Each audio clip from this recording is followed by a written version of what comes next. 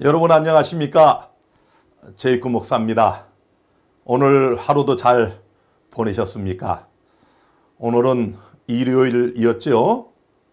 가족들과 좋은 시간을 가지셨습니까? 이 제이크 목사는 금요일 또 안식일 또 오늘까지 연이어서 생방송을 하고 있습니다. 또 내일 오후에는 신천지와의 공개 토론이 예정이 되어 있습니다. 사실은 내일 월요일 정도는 좀 쉬고 싶었는데 불갑을 그렇게 약속이 되어 있어서 또 내일 토론이 끝나면 그 다음 날은 또 화요일 생방송 또 예배가 있습니다. 참으로 쉴 날이 없어서 제 육체가 조금 피곤하지만 여러분의 간절한 저를 위한 중보의 기도 덕분에 이렇게 날마다 건강을 유지하면서 하나님 말씀을 전할 수 있어서 먼저는 하나님께 감사를 드리고 또 저를 위해 기도해 주시는 여러분들께도 감사의 말씀을 드립니다. 오늘 요한계시록 제12강입니다. 12번째 강의 시간. 오늘 내용이 아주 심각합니다. 오늘의 강의 주제는 요한계시록 2장 7교회에 보내는 편지 중에 네 번째 교회 두아디라 교회 편입니다. 두아디라 교회. 오늘 이 메인 화면의 그림이 의미심장함을 보여주고 있지 않습니까? 중세목 시대에 소위 교회가 하나님 백성들 신실한 그리스도인들을 이단 재판에 회부하고 불에 태워 죽이고 달아서 죽이고 찔러 죽이고 때려 죽이고 또 상상할 수 없는 온갖 기발한 고문들을 착안하여 하나님 백성들을 참으로 핍박하고 박해했던 교회사의 가장 어두웠던 그런 시대, 바로 그 시대가 두아디라 교회 시대입니다. 자, 우리는 지금 7교회 교회 역사 중에서 이제 한 중앙에 서 있습니다. 에베소, 서머나 버가모를 지나서 오늘 두아디라 교회 우리가 말씀을 상고하게 되겠는데요. 그 후에 다음 주에 사대, 또 필라델비아, 라오디게아 이렇게 7교회의 역사가 계속 되겠습니다. 지도를 보시면은 사도 요한이 바로 요한계시록을 쓰게 된 저 pat모섬에서부터 시계 방향으로 에베소, 서머나 버가모, 그 다음에 오늘 이 두아디라, 바로 이 지역에 위치한 우리 그 교회에 대하여 공부를 하겠습니다. 두아디라 교회에 보내는 편지의 주제는 이세벨을 용납한 두아디라 교회. 자, 이세벨 여러분이 잘 아시죠? 여자 하나를 잘못 들여오는 바람에 우리가 열왕기상 17장 그 전후를 읽어보시면 하나님의 백성들인 북방 이스라엘에 얼마나 비참한 결과들이 초래되었는지를 알 수가 있지 않습니까? 바로 엘리야가 등장하도록 그 배경을 만들어준 이세벨, 이 두아디라 교회에서 우리가 만나게 됩니다. 계시록 2장 18절에 두아디라 교회 사자에게 편지하기를 그 눈이 불꽃 같고 그 발이 빛난 주석 같은 하나님의 아들이 가라사대. 누가요? 하나님의 아들이 가라사대. 자, 그 눈이 불꽃 같다. 우리 예수 그리스도의 눈을 불꽃 같다라고 표현을 했습니다. 부패한 교회가 자줏빛 영광을 두른 채 진리의 암흑시대를 열어갈 때 용광로의 불꽃 같은 눈으로 이 시대를 꿰뚫어서 불의와 죄악을 정확하게 주시하고 있는 예수 그리스도의 눈을 성경은 이렇게 묘사하고 있습니다. 아무리 불의가 창궐하고 진리를 짓밟는 이런 엄청난 일들이 자행될지라도 예수 그리스도께서 불꽃 같은 눈으로 그 시대를, 그 상황을 예의주시하고 있다는 사실을 우리는 볼 수가 있습니다. 우리가 소위 중세목 시대라고 그럽니다.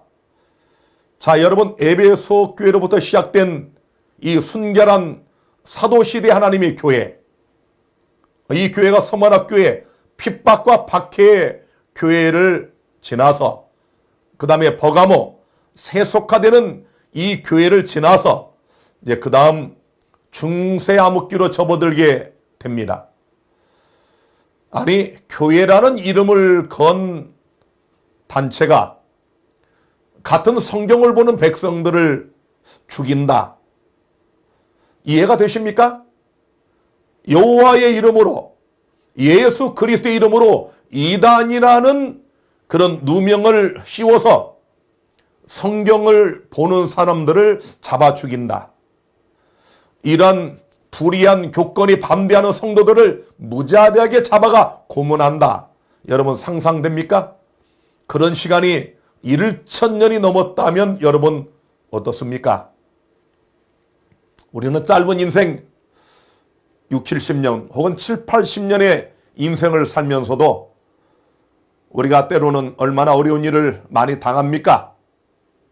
그 짧은 우리의 인생 몇십 년을 살면서도 우리가 얼마나 여러 가지 고난과 시련과 또 가난 혹은 질병 이런 것들로 눈물을 뿌리고 가슴 아파하고, 그래서 우리 인생이 파란만장하다, 우여곡절의 삶이다, 우리가 이렇게 말하지 않습니까? 그런데 몇십 년의 세월, 몇백 년의 세월도 아니고 1000년이 넘는 장구한 세월 동안 이런 시련과 고난과 핍박과 박해와 또 죽음이 계속됐다면 여러분은 어떻습니까? 만약 여러분이 이런 시대에 사셨다면 여러분은 어떤 믿음을 가지셨겠습니까? 여기 예수님이 불꽃 같은 눈으로 바라볼 뿐만 아니라 그 발이 빛난 주석과 같다. 어떤 의미일까요?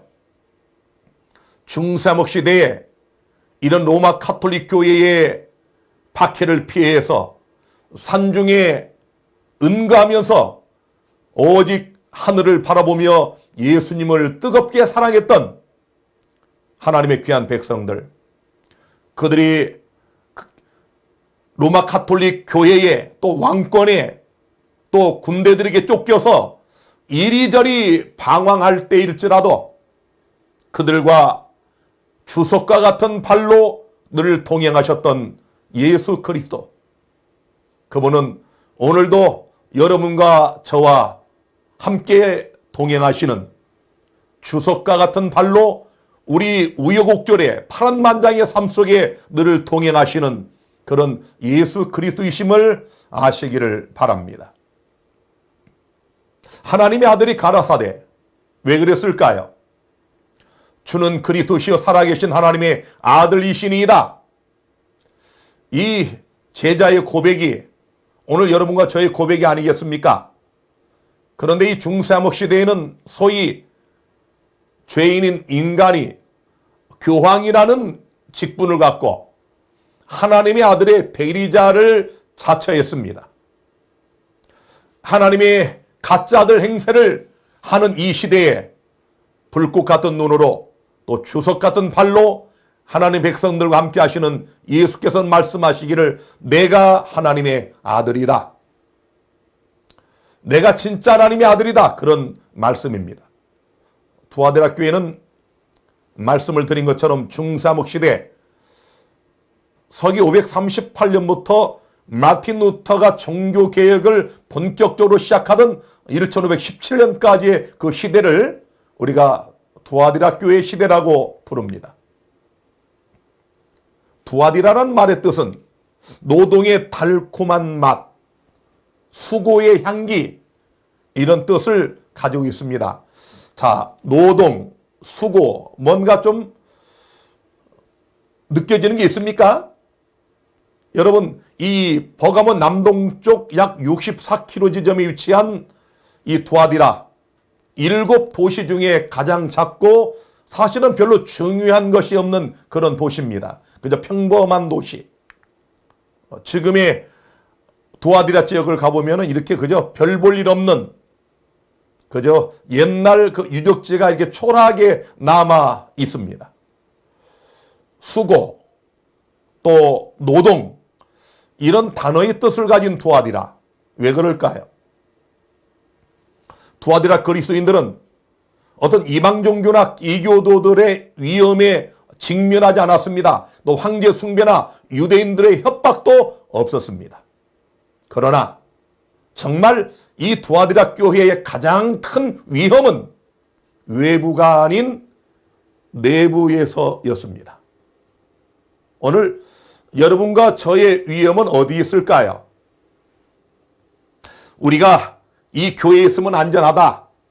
물론 그럴 수 있습니다. 그러나 사단은 우리가 지난 시간에 세속화되어가는 우리 버가목 교회를 살펴본 것처럼 씨를 말리고 멸절 작전으로 가다가 안 되니까 교회 안에 콘스탄틴 황제를 통하여 그의 깃발을 꽂는 모습을 보십시오. 그래서 호의를 베풀고 환대해주고 종교의 자유를 주고 그랬을 때 하나님의 교회가 무너지지 않습니까? 사실은 여러분과 저의 진정한 적은 이 내부에 있는 것입니다. 마귀가 하나님의 마지막 남은 교회를 가만 놔두겠습니까? 그래서 이 교회 안에 이설을 들어오게 하고 또 이단설을 믿게 하고 그래서 사람들의 시선을 다른 곳으로 돌리고 그들의 반석 위에 세워진 믿음을 흔드는 것입니다. 자, 이 두아디라 교회 바로 내부에 적이 있었습니다. 교회 지도자들이 타락하고 교회가 타락하는 시대, 그것도 1천년이 넘는 기나긴 암흑시대. 그래서 노동 혹은 수고라는 그런 뜻을 가지고 있는 두아디라, 바로 핍박과 환난과 박해와 말할 수 없는 기나긴 장구한 세월 동안 계속되는 이런 사단의 공격에 가난할 수밖에 없고 또 궁핍할 수밖에 없는 이런 하나님의 교회를 상징한 교회가 바로 두아디라 교회입니다. 사실 여러분이 요한계시록 2장을 이렇게 읽어보시면 2장과 3장 7교회 편지를 읽어보시면 7 도시 중에 가장 작은 도시이지만 이 발신자 예수 그리스도께서 7교회 중에 가장 긴 편지를 쓰고 있는 교회가 두아디라 교회입니다. 바로 하나님의 교회가 믿음으로 말미암는 의의를 상실하고 행함으로 말미암는 구원을 지향한 중세교회 로마 교황권의 온갖 박해와 시달림 속에서도 고난과 고행을 감수하면서 견뎌내야 했던 길고도 긴 중세기 성도들의 그 믿음, 참으로 이 라오디아 교회 역사의 마지막에 살고 있는 여러분과 저는 성경이 말씀한 것처럼 너무 부유하다고 생각을 합니다. 우리는 스스로 부자라고 착각을 합니다. 그런데 여러분이 한 가지 아셔야 될 것은 미국의 이 마지막 교회에 이 두아디라 교회가 견뎌내야 했던 이 환난보다도 더 엄청난 개국 이래 없었던 환난이 온다는 사실입니다. 지금은 여러분이 부유하다, 나는 부자라 부족한 것이 없다 이렇게 생각할지 모르지만 우리들에게도 이 두아디라 교인들이 겪어야 했던 궁핍과 가난, 시련과 핍박, 또 박해, 이런 엄청난 환난이 우리를 기다리고 있다는 사실을 우리는 엄중한 눈으로 바라봐야 할 것입니다. 하나님의 교회가 세속화 시대를 지나서 이제는 완전히 타락하여 하나님의 교회가 하나님의 백성들을 죽이는 이런 중세암흑 시대, 참으로 그 무서운 역사의 팩트를 오늘 확인해 보도록 하겠습니다. 자, 그래서 우리가 이미 다니엘서를 공부할 때 배웠지만은 다니엘서 8장 10절과 11절에는 그것이 하늘 군대에 미칠 만큼 커져서 그 군대와 별 중에 몇을 땅에 떨어뜨리고 그것을 짓밟고 또 스스로 높아져서 군대의 주제를 대적하며 그에게 매일 드리는 제사를 제하여 버렸고 그의 성소를 헐었으며, 또 12절에 범죄함을 인하여 백성과 매일 드리는 제사가 그것에게 붙임바 되었고 그것이 또 진리를 땅에 던지며 자의로 행하여 형통하였더라. 여러분이 다니엘서를 통해 이미 배우셨고 지금 요한계시록을 통해서 성경적 사실과 또 역사적 증거를 통해 확인하고 있는 것처럼 다니엘서와 요한계시록의 포커스는 어디에 맞춰져 있습니까? 본래 하나님의 교회로 출발했지만 타락해버린 로마 카톨릭 교회의 모든 예언의 포커스가 맞춰져 있다는 사실을 알 수 있지 않습니까? 자, 버가모교회의 역사적 배경을 잠깐 살펴보겠습니다. 유력한 상업도시였고요. 특별히 염색 공장과 붉은색과 자줏빛 모직 제품이 유명한 그런 도시였습니다. 뭐가 좀 생각이 나십니까? 자, 우리 두아디라. 자, 우리 이 자줏빛 뭐가 생각납니까? 사도행전 16장 14절에 두아디라 성의 자주 장사로서 하나님을 공경하는 루디아라고 하는 여자가 들었는데 주께서 그 마음을 열어 바울의 말을 청중하게 하신지라. 사도 바울이 처음에 복음을 생명다여 전할 때 아주 큰 버팀목이 돼서 쉽게 말하면은 하나님의 복음을 마음껏 전할 수 있도록 그런 종잣돈을 대준 여자가 루디아입니다. 자, 그래서 이 두아디라, 이곳은 바로 이 자줏빛 옷감으로 유명했다고 하는 그 역사적 사실을 성경을 통해서 확인할 수가 있는데요. 여러분, 이 자줏빛 옷감은 여러분이 지금 실제로 이 황제나 왕들이 쓰던 왕관을 보고 있는데요. 이렇게 가운데 자줏빛 옷감이 보이지요. 황금과 더불어서 있는 자줏빛 옷감. 왕들이나 황제, 그들이 입었던 옷이 자줏빛이었습니다. 그래서 그 당시에는 어떤 경우에는 이 자줏빛 옷감이 금보다도 더 비쌌다고 합니다. 오른쪽 밑에는 영화 클레오파트라의 한 장면인데 여기서도 이 클레오파트라가 자줏빛 옷을 입고 있지 않습니까? 그러니 여러분, 놀라운 사실이 있습니다. 지금 우리가 공부하고자 하는 다니엘서와 요한계시록의 그 예언의 포커스를 집중시키고 있는 로마 카톨릭. 참 아이러니하게도 이 교회의 사제들이 입는 옷감을 보십시오. 놀랍지 않습니까? 붉은빛과 자줏빛. 자, 로마 교황들, 역대의 교황들이 입었던 옷을 보더라도 붉은빛과 자줏빛. 자, 이렇게 장례식을 치를 때도 교황과 그 주요 사제들이 입은 옷을 여러분 주시해서 보시기를 바랍니다. 붉은빛과 자줏빛. 얼마나 놀랍습니까? 이게 우연 같습니까? 성경은 이렇게 예언을 해놨습니다. 계시록 17장 4절에 그 여자는 음녀입니다. 하나님의 교회는 순결한 여인, 계시록 12장에 나오고 여기 음녀 타락한 교회를 상징하는 그 여자는 자줏빛과 붉은빛 옷을 입고, 얼마나 놀랍습니까? 금과 보석과 진주로 꾸미고 손에 금잔을 가졌는데 가증한 물건과 그의 음행에 더러운 것들이 가득하더라. 계시록 17장 5절에는 그 이마의 이름이 기록되었으니 비밀이라, 큰 바벨론이라, 땅이 음녀들과 가증한 것들의 어미라 하였더라. 자, 붉은빛 자줏빛 옷을 입은 이 타락한 교회, 큰 바벨론, 여러분 이 음녀를 우리가 주시해야 됩니다. 이제 앞으로 요한계시록 또 우리가 13장, 14장, 또 17장, 18장 계속해서 요주의 인물 우리가 공부할 때 이 존재를 우리가 주시하게 될 것입니다. 자, 두아디라 교회에도 책망이 있었습니다.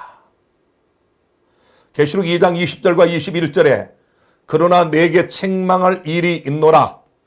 자칭 선지자라고 하는 여자 이세벨을 내가 용납함이니. 이세벨 나오죠? 그가 내 종들을 가르쳐 꾀어 행음하게 하고 우상의 재물을 먹게 하는도다. 또 내가 그에게 회개할 기회를 주었을 때 그 음행을 회개하고자 아니하는도다. 여러분, 하나님은 우리 각 개인에게도 마찬가지지만 하나님의 교회에게도 회개할 기회를 충분히 주십니다. 자, 그런데 이 두아디라 교회, 우리가 지금 공부하고 있는 것처럼 에베소, 서머나, 버가모, 두아디라, 자, 여러분 다 하나님의 교회입니다. 그런데 이 교회, 이 두아디라 교회에는 여자 이세벨을 용납한 이것에 대하여 하나님께서, 예수 그리스도께서 책망을 하고 있습니다. 이세벨 여러분 잘 아시죠? 열왕기상 16장 31절에 보면은 시돈 사람의 왕 엣바일의 딸 이세벨로 아내를 삼고, 누가요? 오므리의 아들 아합이 가서 바알을 섬겨 숭배하고 사마리아에 건축한 바알의 사당 속에 바알을 위하여 단을 쌓으며. 자, 이 한 여자를 잘못 들였습니다. 22년을 북방 이스라엘을 치리했던 아합 왕이 엣바일의 딸 이세벨을 아내로 맞아 들였어요. 그래서 이 아내가 이 이스라엘을 올 때에 아사랴 신을 섬기는 사제들과 바알 신을 섬기는 사제들 850명을 데리고 옵니다. 그래서 여러분, 이 말씀 속에 있는 것처럼 이세벨을 아내로 삼을 뿐만 아니라 가서 바알을 섬겨 숭배했다. 바알 신전을 건축하고 그 다음에 거기에다가 또 우상을 세우고 바알에게 제단을 쌓고 제사, 예배를 드리고, 자, 이런 엄청난 일이 벌어졌는데요. 여러분이 잘 아셔야 될 것은, 이게 바알이다 이렇게 섬긴 게 아니고, 바알 신전을 만들고 바알 우상을 세워놓고도 그들은 이 신이 여호와다. 아시겠습니까? 시내산 아래서 모세가 십계명을 받으러 정상에 올라갔을 때 40주야를 하나님과 함께 있었지 않습니까? 그때 아래서는 아론을 위시한 모든 이스라엘 백성들이 완전히 타락을 해가지고 금송아지 우상을 만들어 섬기는데 뭐라 하던가요? 이 금송아지, 이 신이 우리를 애굽 땅에서 건져낸 신이다. 하나님이라는 것입니다. 자, 이스라엘의 왕후가 된 이세벨은 온 이스라엘을 바알과 아셀의 숭배로 몰아넣어 온 이스라엘이 바알 신을 하나님으로 의심 없이 섬기고 예비하는, 참으로 북방 이스라엘 역사의 가장 어두운 그런 종교적 암흑이 드리워진 겁니다.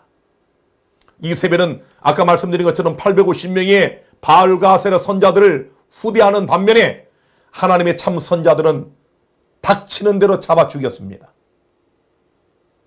이세벨의 영향으로 페니키아의 주신인 바알의 종교가 이스라엘의 유일한 합법적인 국교가 되는 이런 엄청난 사태가 벌어진 것입니다.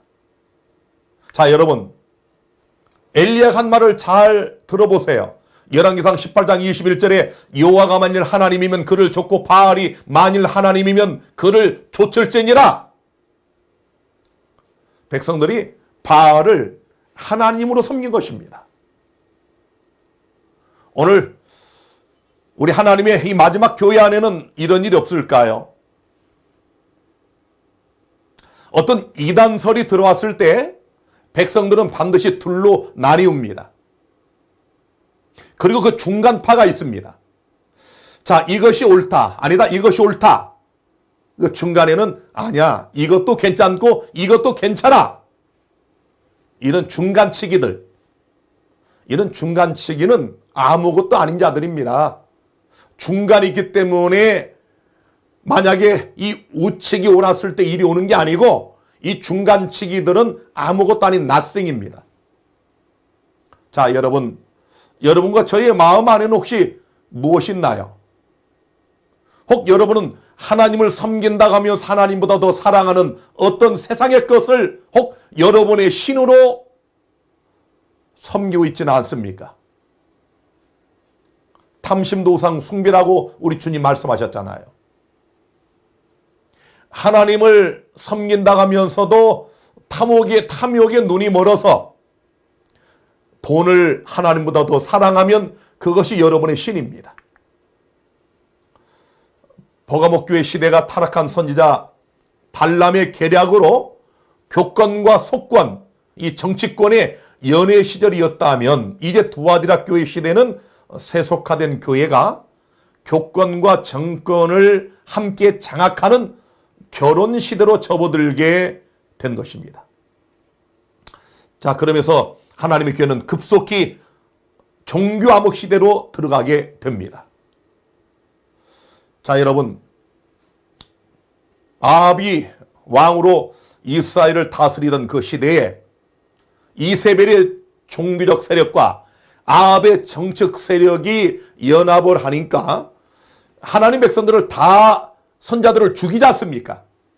우상이 난무하고 온 백성이 우상을 섬기고 그 바알신을 하나님이라고 믿어버리는 이런 엄청난 사태가 일어나지 않습니까? 이 두아디라 시대에 그런 역사가 재현이 된 것입니다. 하나님의 교회가 암흑시대로 가는 역사적 과정을 이제 상세히 하나씩 살펴보겠습니다. 서기 476년에 로마가 멸망을 하면서 이제 교황권이 이제 서서히 기재기를 펴게 됩니다. 그러면서 이건 아주 중요한 일인데요. 496년에 프랑크 왕인 클로비스가 회심을 하고 가톨릭 성도가 되면서 교회가 완전히 속권을 장악하고 그 다음에 중세암흑기로 접어드는 발판이 마련이 됩니다. 자, 이 클로비스 얘기는 제가 다음에 또 한번 자세히 말씀드릴 기회가 있습니다. 그러면서 538년에 절대적인 교회 권력을 교황에게 주는 유스티니아누스 칙령이 효력을 발휘하게 됩니다. 여기 매일종교신문 2014년 7월 16일자를 읽어드리겠습니다.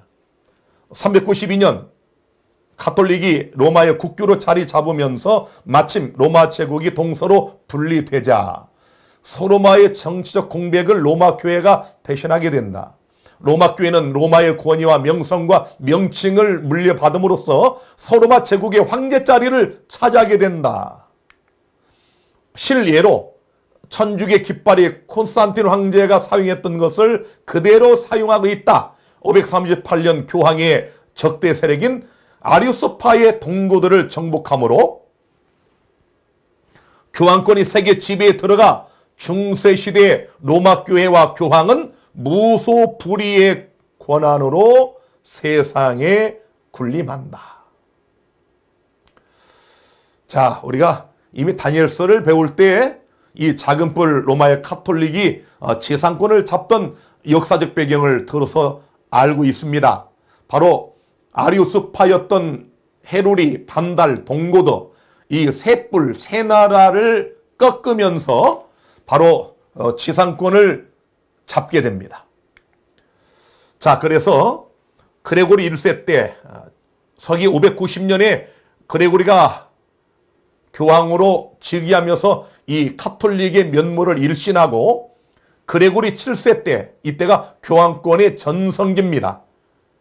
그리고 1198년부터 1216년까지 재위했던 인노켄티우스 3세 이때가 로마 교황의 절정기입니다.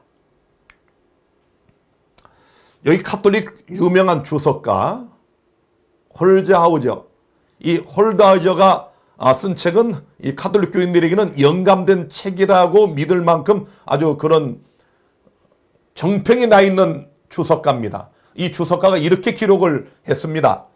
교회의 네 번째 시대인 두아디라는 이교 로마가 몰락된 때에 시작되며 이로부터 1000년 동안 마귀의 쇠사슬에 얽매인다. 교회는 고조되었던 핍박에서 벗어나면서 자신의 높은 부르심을 등지고 사치를 부여잡는다. 이 기별은 6세기부터 16세기에 이르는 중세기 교회의 내적인 상태를 드러내고 있다. 카톨릭의 성경 주석가가 바로 이 제이콥 목사가 여러분에게 지금 말씀드리는 것처럼 똑같은 얘기를 하고 있는 겁니다. 하나님의 교회가 뭐라고요? 자, 1000년 동안 마귀의 쇠사슬에 얽매이면서 종교암흑 시대에 들어간다. 그런 얘기입니다. 자, 이제 여러분이 좀 깜짝 놀랄 만한 우리 중세교회의 배도의 과정을 하나씩 살펴봅니다. 364년에 일곱째 날인 제칠 안식일을 저주하고 그 안식일의 거룩성, 신성성을 일요일로 인준합니다. 라오디게아 총회에서 그렇게 결정을 합니다. 375년 천사와 죽은 성자를 숭배하고 성상을 사용합니다. 자, 그래서 지금 아래 그림은 바로 죽은 성자들입니다. 로마 카톨릭 교인들은 지금도 이런 죽은 성자들을 흠모하고 그들을 숭배합니다. 자, 이것이 375년에 시작이 됐고요. 431년에 마리아를 신의 어머니로 높이기 시작합니다. 에베소 종교회에서 결정을 했는데요. 자, 여러분, 마리아를 신의 어머니로 참으로 기가 막히지 않습니까?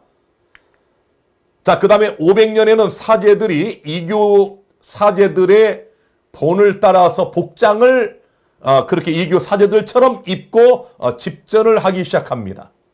여러분 잘 보셔야 됩니다. 사단이 하나님의 교회를 서서히 변모시켜서 어떻게 완전한 사단의 종교로 만드는지를 여러분이 보셔야 됩니다. 자, 그 다음에 593년에는 교황 그레고리 1세에 의하여 연옥교리가 소개가 됩니다. 756년에는 프랑크 왕 피핀에 의하여 교황에게 영토와 세속권이 부여가 됩니다. 그리고 786년에는 속죄와 예배의 수단으로 십자가, 성상 및 유물을 숭배하도록 합니다.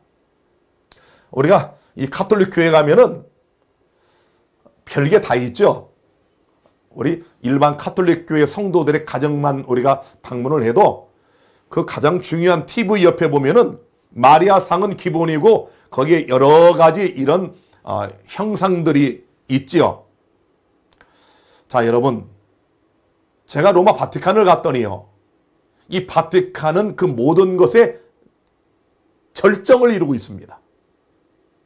과거 이방인들이 섬기던 그 이교 신전에서나 볼 수 있었던 그런 우상들이 즐비하고 조각과 형상이 넘쳐나는 곳이 바티칸입니다. 놀랍지 않습니까? 787년 죽은 사람을 위한 기도와 죽은 성자들에게 기도드리는 일이 니케아 종교회의에서 인정이 됩니다. 여러분, 구원의 기회는 살았을 때밖에 없습니다. 이게 성경적 진리인데도 불구하고 이 로마 카톨릭이 이걸 완전히 땅에 던져버리고 죽은 자를 위해서 기도하면 죽은 자도 운이 좋으면 연옥으로 올라가고 또 구원을 받는 제2의 구원의 기회가 주어진다고 하는 참으로 기막힌 소설과 같은 이런 것들이 교회의 진리로 자리 잡는 시대가 바로 이 시대였습니다. 850년에는 사제에 의해서 축성된 성수를 사용합니다. 카톨릭 교회의 장례식을 가보면 지금도 이 성수를 뿌립니다. 또 향루를 연기하는 그 향루를 들고 다니죠. 자, 이런 것들이 이때 시작이 됐습니다. 자, 그리고 890년에는 마리아의 남편인 요셉을 숭배합니다. 참 기가 막히지 않습니까? 일개 계집종이라고 했던 마리아가 거룩한 어머니가 되고 그 남편인 요셉도 숭배의 대상이 되고 995년에는 교황 요한 15세에 의하여 처음으로 죽은 성자들을 시성을 하고요. 998년에는 금요일 및 사순절의 금식을 요구합니다. 11세기에는 예배가 아니라 제사로서 미사가 드려지기 시작을 합니다. 그리고 성직자의 독신제도가 바로 그레고리 7세에 의하여 11세기부터 시작이 됩니다. 자, 12세기는 물에 담그는 침례 대신에 물을 뿌리는 세례를 인가합니다. 놀랍지 않나요, 여러분? 본래 성경의 침례는 하나입니다. 에베소 4장에 나오죠. 주도 하나요, 성령도 하나요, 하나님도 하나고 침례도 하나요. 자, 이 하나인 침례, 예수님도 요단강가에 가서 물속에 들어가 침례 요한에게 침례를 받았고요. 우리 성경의 모든 역사 자체가, 아니 침례라는 이 단어 자체가 물속에 담그는 것을 의미합니다. 그리스도의 죽음과 부활을 상징하는 이 침례 의식은 물속에 들어갈 때 숨이 멎지 않습니까? 죽음을 상징합니다. 물에서 나올 때 숨을 쉬지 않습니까? 부활을 의미하거든요. 자, 그런데 이것을 이렇게 물로 뿌리는 세례로 바꿔놨습니다. 로마 카톨릭이 그렇게 했습니다. 오늘날 대부분의 개신교인들이 이러한 역사적 사실을 외면하고 그냥 손쉽게 물을 뿌리는 세례의식을 행하고 있는데 이것의 근원이 바로 진리를 배도하고 진리를 땅에 던져버린 로마 카톨릭에서부터 시작된 것임을 여러분이 분명히 아셔야 됩니다. 그래서 지금도 이렇게 심지어 유아 세례까지 물방울 갖다 이마에 몇 방울 뿌립니다. 오른쪽에는 일반 개신교의 미션 스쿨에서 학생들에게 세례의식을 하는데 이렇게 그냥 교복을 입은 채로 물 몇 방울 그냥 떨어뜨리면 그게 세례라고 가르칩니다. 이 모든 것들이 타락한 교회로부터 연유한 것을 종교개혁 500년이 넘었지만 아직 개신교회가 그것조차 개혁을 하지 못하고 있다는 사실을 우리는 알아야 됩니다. 1090년에 운동수다인 베드로에 의해서 성모에게 바치는 장미꽃다발의 뜻인 로사리오, 즉 묵주 기도가 고안이 됩니다. 여러분 절간에 가면 스님들이 이게 염주를 돌리지 않습니까? 거의 유사한 형태의 묵주가 성경에서 기인된 것이 아니고 1090년에 이렇게 고안되어 만들어진 비성경적 교리라는 사실을 여러분 아셔야 됩니다. 1184년에는 드디어 종교재판 제도가 설정이 되지요. 자, 베로나 종교회에서 결정이 됐는데요. 무지막지한 종교재판. 더 놀라운 사실은 1190년에 면죄부를 판매합니다. 아니 여러분 이게 말이 됩니까? 소위 하나님의 교회가 죄를 사해주는 면죄부를 판매하다니요. 한마디로 중세기의 로마 카톨릭의 기획 상품이 면죄부 판매입니다. 돈만 주면 죽은 아버지도 연옥으로 보내주고 돈만 주면 작은 아버지, 죽은 할아버지도 다 하늘나라로 천국으로 보내주는 어마무시한 참으로 상상할 수 없는 이런 짓들을 로마 카톨릭이 자행을 했습니다. 얼마나 교회가 타락하면 이렇게 될까요? 1215년에는 화채설이 교황 인노센트 3세에 의하여 선포되지요. 그래서 그들이 성찬의식을 할 때 그들 사제들이 기도하고 축사하고 나눠주는 빵과 포도주는 진짜 예수님의 살로 변한다, 예수님의 피로 변한다, 이게 화채설입니다. 기가 막히지 않습니까? 1215년에는 하나님 대신에 사제에게 죄를 고하는 고백성사 혹은 고해성사가 역시 교황 인노센트 3세에 의하여 설정이 됩니다. 자, 여러분 이 그림에서 보시는 것처럼 은밀한 죄를 누구한테 고백을 합니까? 하나님과 사람 사이의 중보는 오직 한 분이시니 사람이신 그리스도라고 분명히 말씀을 하고 있는데도 불구하고 성경 곳곳에서 예수 그리스도만이 우리의 참된 대언자여 변호사여 우리의 중보자임을 말씀하고 있음에도 불구하고 로마 가톨릭은 은밀한 죄를 고백하는 모든 성도들의 그것을 누가 듣습니까? 사제들이 먼저 듣습니다. 참으로 얼마나 비성서적인 우리의 중보자이신 예수님을 제치고 사제가 그 자리에 앉는 이런 엄청난 신성모독적인 교리가 바로 이 고해성사 교리입니다. 1229년에는 성경을 금서 목록에 넣어가지고 사제들 외에 평신도들은 성경을 절대 못 보게 합니다. 무지막지하지 않나요, 여러분? 이 정도면? 여러분, 지금 이 진행되어 오는 역사를 보세요.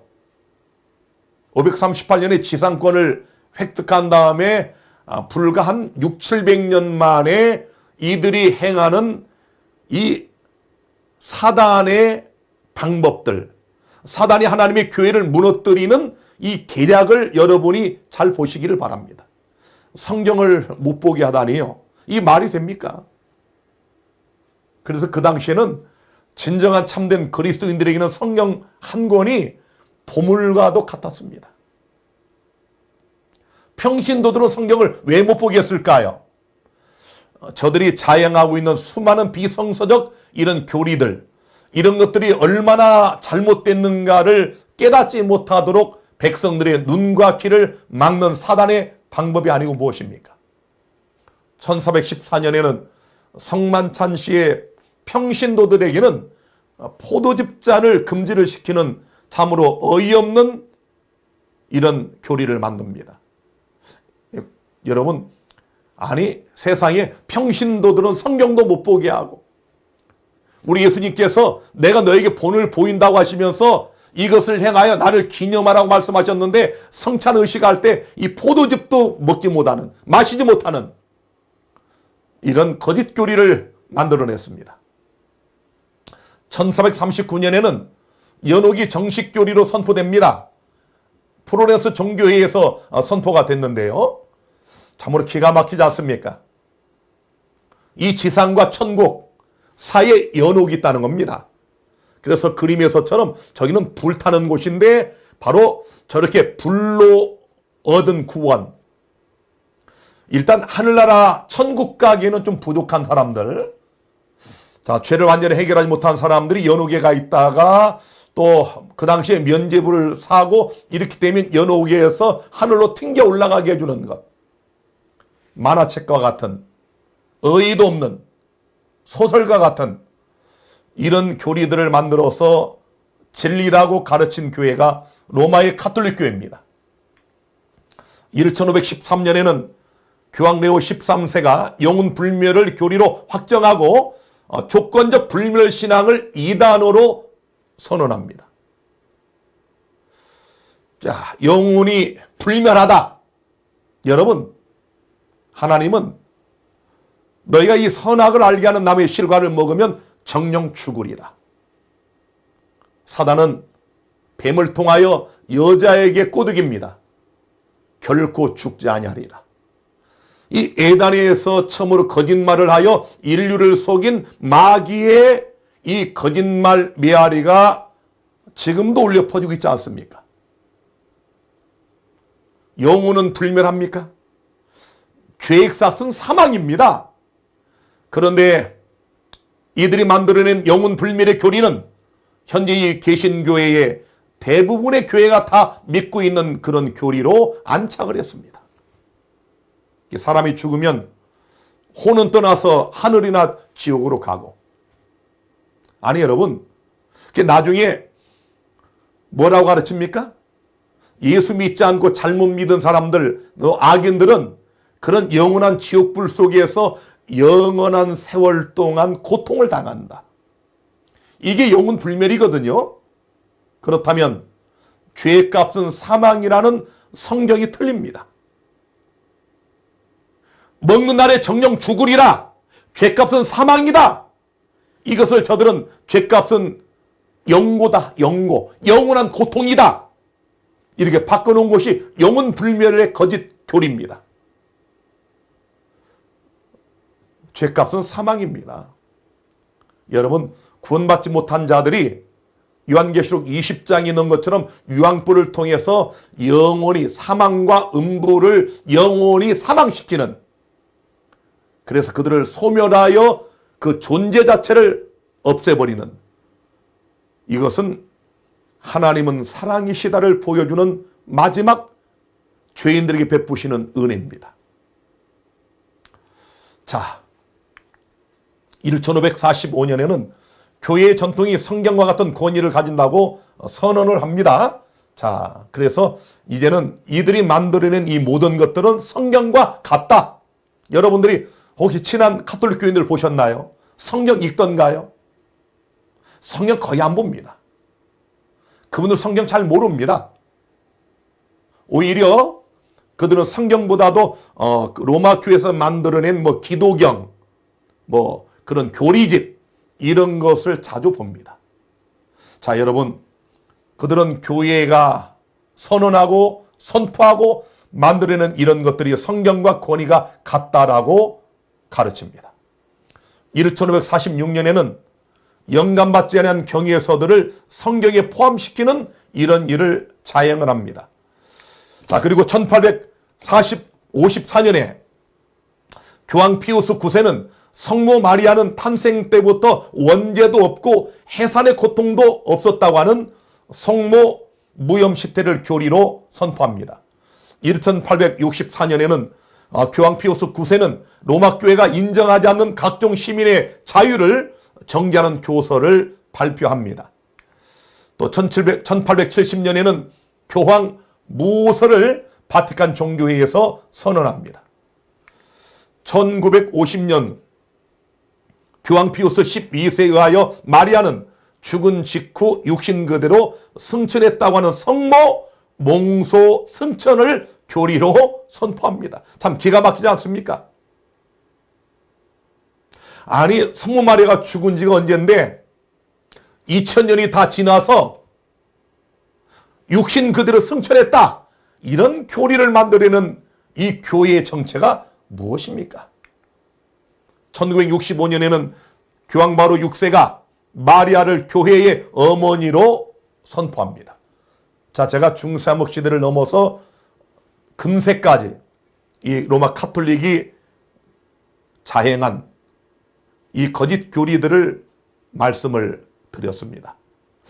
자, 참으로 기가 차고 놀랄만한 일이 아닙니까? 하나님의 교회가 어떻게 이렇게까지 타락할 수 있을까요? 버가모 교회 세속으로 접어들다가 완전히 암흑시대로 접어드는 과정을 우리가 하나씩 살폈습니다. 이들이 이렇게 종교 재판을 열어서 성경을 보거나 교권에 반대하는 사람은 무조건 잡아다가 이단 재판에 회부하여 말할 수 없는 여러 가지 방법을 통하여 고문하고 죽였습니다. 자, 그 당시에 이런 그림들을 보면은 얼마나 이 교회가 잔인한 짓을 했는가를 엿볼 수가 있습니다. 제가 이렇게 자료들을 일부만 여기다 넣습니다. 더 끔찍해서 차마 볼 수 없는 그런 그림들도 있습니다. 어떤 경우는 사람의 그 항문 쪽으로부터 입까지 이 창으로 꿰가지고 죽이는, 참으로 상상을 불허하는 이런 엄청난 일을 누가 했다고요? 지금 우리가 제국 로마를 공부하는 게 아닙니다. 이교 로마를 공부하는 게 아니고 교황 로마, 종교 로마, 하나님의 유일한 교회를 자처하는 로마 카톨릭이 자행한 중삼흑 시대의 엄청난 박해와 핍박의 역사를 공부하고 있는 겁니다. 자, 그래서 로마 교황청이 2000년 3월 달에 과거의 모든 잘못과 또 과오를 공식 선언하는 고해 성사를 했습니다. 여기 한국경제신문 2000년 3월 7일자에 로마 교황청이 5일 기독교 2000년 역사 동안 교회가 인류에게 범했던 각종 과오를 공식 인정했다. 교황 요한 바울 2세는 회상과 화해, 교회의 과거 범죄라는 제목의 문건을 오늘 12일 바티칸 미사에서 공개할 예정이다. 교황청은 40쪽 분량의 이 문건에서 십자군 원정과 유태인의 탄압, 중세 고문형 신대륙 원주민 학살 등의 과오를 털어놓는다. 역사를 보면요, 신대륙 원주민들이 한 1300만 명이 됐는데 한 1천만 명을 죽이는 끔찍한 살인극을 이 로마 카톨릭이 저지릅니다. 자, 그런 역사를 로마 교황이 그 과오를 잘못했다고 고해 성사한다고 지금 신문에 대문짝만하게 난 것입니다. 마녀 사냥이라고 불리는 교회의 가혹한 형벌에 대해서도 바티칸은 용서를 구했다. 교황 이노센트 4세는 1252년 신앙의 순수성을 내세워 사람을 화형시키는 고문을 승인, 유럽을 공포의 도가니로 몰아넣었다. 자, 이것을 용서해달라고 교황청이 과오를 인정하고 용서를 비는 그런 일이 2000년도에 있었습니다. 자, 이제 두아데르 교회에 대한 칭찬을 봅니다. 계시록 2장 19절에 내가 내 사업과 사랑과 믿음과 섬김과 인내를 아노니 내 나중 행위가 처음 것보다 많도다. 우리 예수님이 두아데르 교회를 향하여 이 기나긴 1000년이 넘는 중세 암흑 시대를 살아가는 궁핍하고 가난한 하나님 백성들을 향하여 내가 너의 사업과 사랑과 믿음과 섬김과 너의 인내를 안다. 여러분, 그 중에서도 이 walden스인들, 그 유명한 walden스인들, 이들의 신앙의 절개는 참으로 우리를 숙연하게 만듭니다. 초기 walden스인들은 중세시대에 특히 스페인과 프랑스 그리고 이탈리아의 알프스 산간 지역에 살았던 유럽 개혁운동에 가담한 사람들이었습니다. 그들은 여러 역사를 통해 종교개혁의 선두주자로 인정을 받고 있습니다. 성경의 가르침을 유일한 신앙의 기준으로 엄격히 고수했던 자들이 바로 walden스인들이었습니다. 첫째로 이들은 로마 교회의 전통을 부정했습니다. 둘째, 연옥교리와 교황 무류서를 부인했습니다. 셋째, 성경만이 유일한 신앙의 근거로 믿었습니다. 넷째, 죽은 자를 위한 기도를 반대했어요. 다섯째, 화채서를 받아들이지 않았습니다. 여섯째, 놀랍게도 제7일 안식일을 지켰고, 일곱째, 재산을 팔아서 가난한 자들에게 나눴습니다. 자, 여러분, 그냥 읽어나갔지만 여러분이 아셔야 될 것은 이 중에 하나라도 부정하고 부인하면 죽음을 당할 때입니다. 그래서 이들이 다 이 도심지를 떠나서 궁벽한 산골에 숨어 살았습니다. 수백 년을. 그래서 이 로마 교회는 이 walden스인들을 1179년 제3차 라테란 공회에서 이단으로 규정을 했습니다. 자, 이단으로 단죄되면 잡히면 죽는 겁니다. 그래서 이 walden스 신앙을 가진 자들은 더 멀리, 더 산중으로 그렇게 도망을 해야 됐고, 자, 그러면서 오히려 하나님의 복음은 유럽의 먼 지역까지 퍼지는 그런 또 놀라운 기적이 일어나기도 했습니다. 약 700년 동안 이 말이 됩니까? 70년도 아니고, 아니 우리가 7년이라 해도 놀랄 만한 일인데 700년을 대를 거쳐가면서 이들은 극심한 카톨릭의 탄압을 피해가지고 알프스 남단 이탈리아의 피에몬테 골짜기에 피신하여 그들은 살았습니다.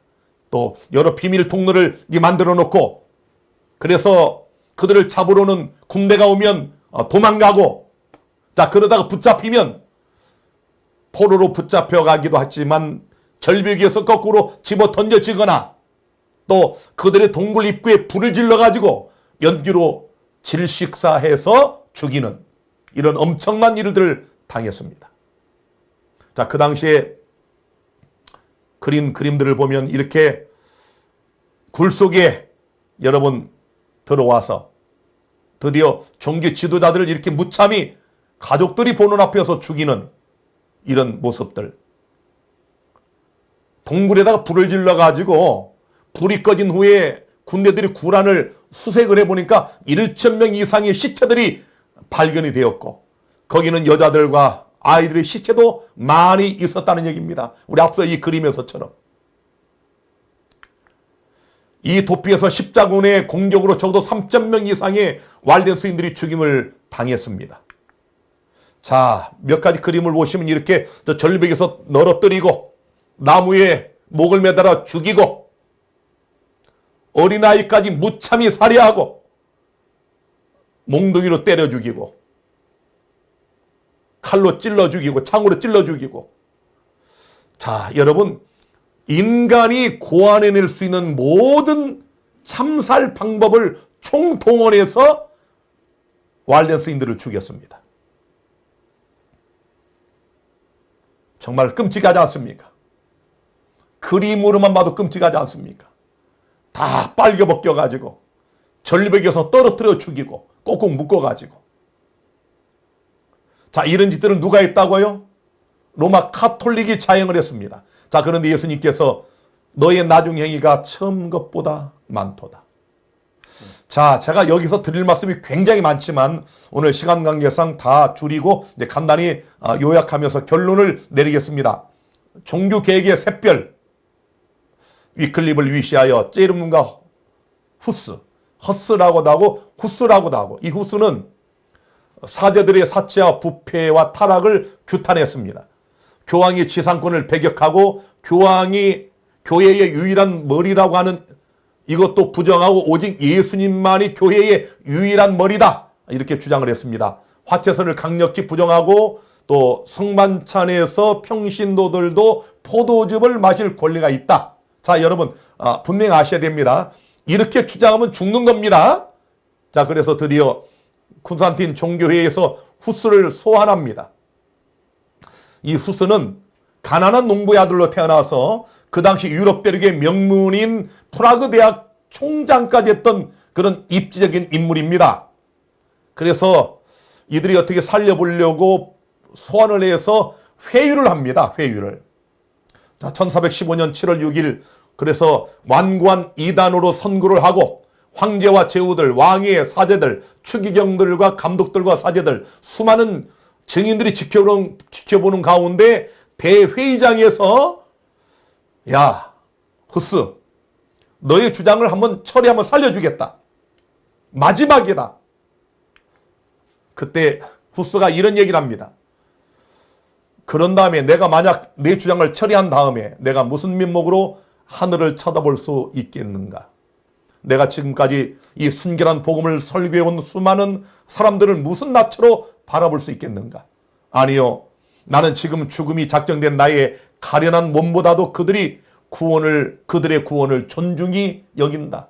그러면서 주여 저들을 용서하소서라고 마지막 말을 남기면서 고요히 찬송을 부르며 최후를 맞이했는데 불에 타 화형대에 죽임을 당하는 순간에 살아있는 하나님의 아들 그리스도여 내게 긍휼을 베푸소서.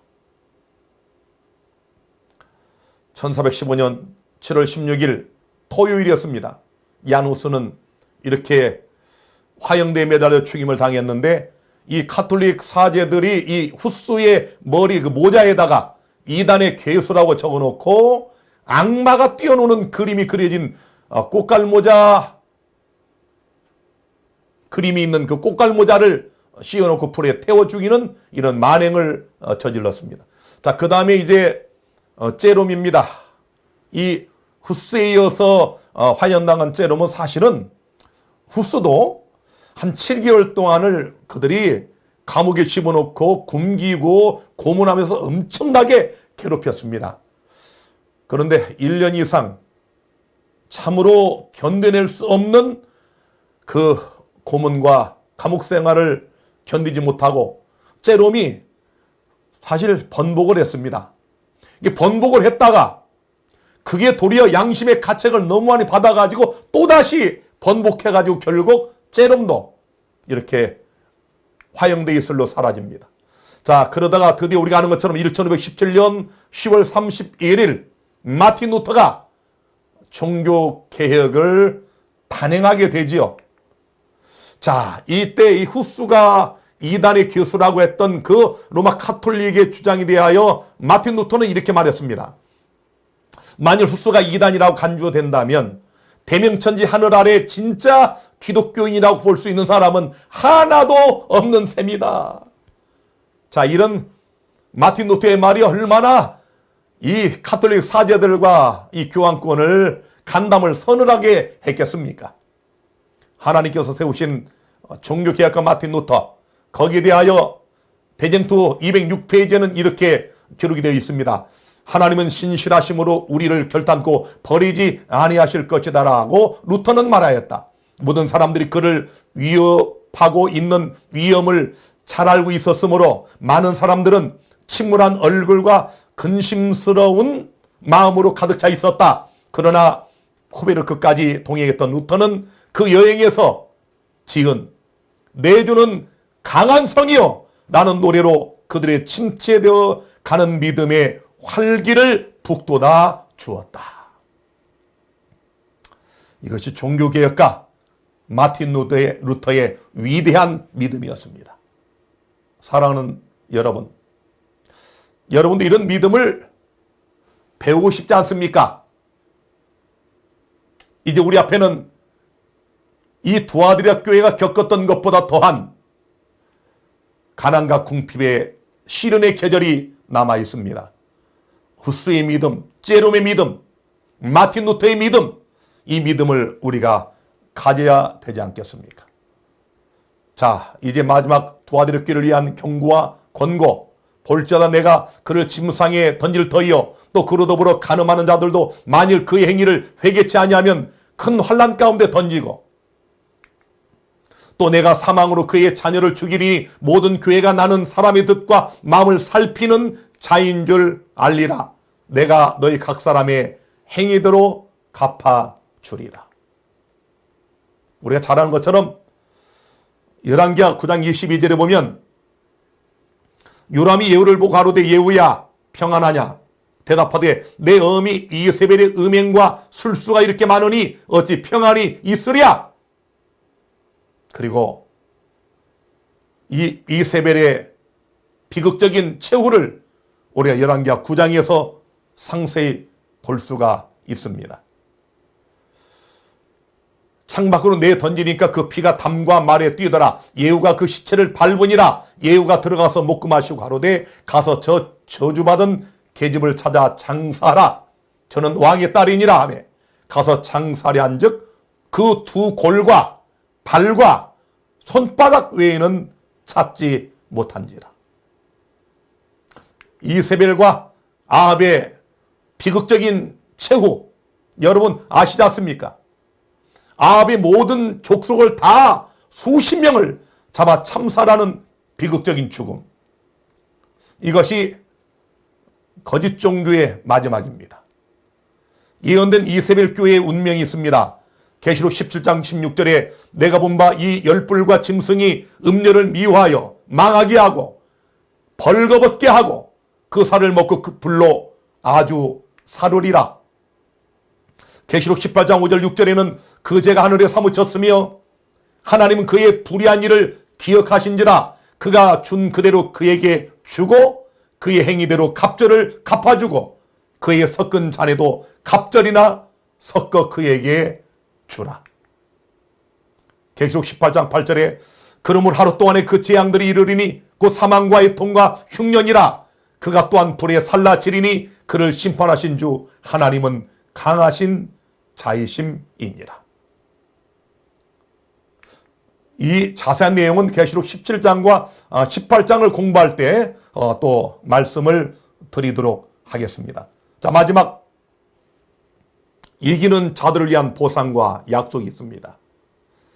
계시록 2장 26절부터 28절까지 이기는 자와 끝까지 내 일을 지키는 그에게 만국을 다스리는 권세를 주리니 그가 철장을 가지고 너희를 다스려 질그릇 깨뜨리는 것과 같이 하리라. 나도 내 아버지께 받은 것이 그러하니라. 내가 또 그에게 새벽별을 주리라. 계시록 20장에 보면은 또 내가 보자들을 보니 거기 앉은 자들이 있어 심판하는 권세를 받았더라. 또 내가 보니 예수의 증거와 하나님의 말씀을 인하여 목배임을 받은 자의 영혼들과 또 짐승과 그의 우상에게 경배하지도 아니하고 이마와 손에 표를 받지도 아니한 자들이 살아서 그리스도로 더불어 1000년 동안 왕노릇하리니. 여러분, 두아디라 교회의 순수한 예수의 복음을 지키기 위하여 아낌없이 그들의 생명을 화영대에 내어 던진 그들이 이제 첫째 부활에 일어나서 하늘에 가서 1000년 동안 왕노릇하는 영예를 얻게 될 것입니다. 마지막 내가 또 그들에게 새벽별을 주리라. 새벽별은 바로 예수 그리스도 자신입니다. 내가 또 그에게 새벽별을 주리라. 이것은 우리 주님이 샛별로 이 땅에 오시는 그날 영원한 생명을 주시겠다는 놀라운 약속입니다.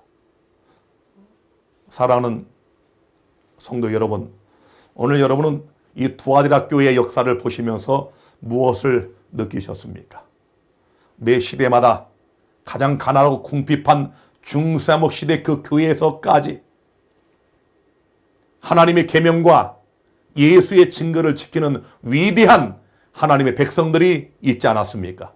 이제 곧 미국의 우리 앞에 닥칠 역사의 마지막 개국 이름 없는 환란의 그때에도 여러분과 제가 마틴 루터의 믿음, walden스들의 믿음, 허스와 제롬의 믿음, 이런 순교를 각오한 위대한 믿음으로 끝까지 승리하셔서 우리 하늘에 가셔서 1000년 동안 왕노릇하는 그 영예를 우리 모두가 다 함께 얻게 되기를 바라면서 오늘 좀 시간이 많이 오버됐지만 12번째 계시록 강의를 여기서 마칩니다. 여러분 감사합니다. 다음 주에 뵙겠습니다.